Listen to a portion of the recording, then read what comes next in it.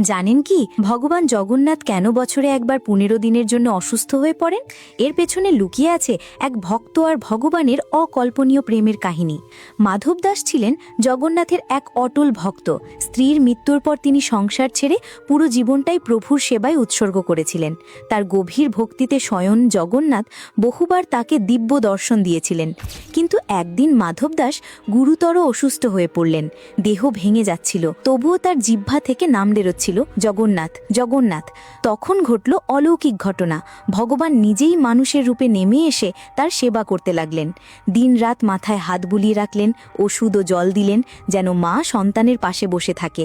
কিছুদিন পর মাধব দাসের জ্ঞান ফিরলে তিনি দেখলেন স্বয়ং জগন্নাথ তার পাশে দাঁড়ানো। তিনি কাঁদতে কাঁদতে বললেন, প্রভু, আপনি ত্রিলোকের অধিপতি, ইচ্ছে করলেই তো আমাকে এক মুহূর্তে সুস্থ করতে পারতেন। আপনাকে আমার সেবা করতে হলো কেন? জগন্নাথ মৃদু হেসে বললেন, মাধব, তোমার এই দেহের দুঃখ যদি তুমি না ভোগ করতে তবে তোমাকে আবার জন্ম নিতে হতো। আমি তা চাই না। তোমার ভাগ্যে আরও 15 দিনের কষ্ট ছিল, সেই দুঃখ আমি নিজের ওপর নিয়ে নিয়েছি। সেই দিন থেকেই বিশ্বাস করা হয় ভগবান জগন্নাথ প্রতি বছর 15 দিনের জন্য অসুস্থ হন। ভক্তের দুঃখ নিজের দেহে ধারণ করার সেই লীলা স্মরণে তাই পুরীতে বিষময় মন্দিরের দরজা বন্ধ থাকে, কারণ ভগবান তখন বিশ্রামে আরোগ্য লাভ করছেন প্রেমের জন্য। যদি সত্যিই জগন্নাথের উপর বিশ্বাস থাকে তাহলে ভিডিওটি লাইক ও সাবস্ক্রাইব করুন।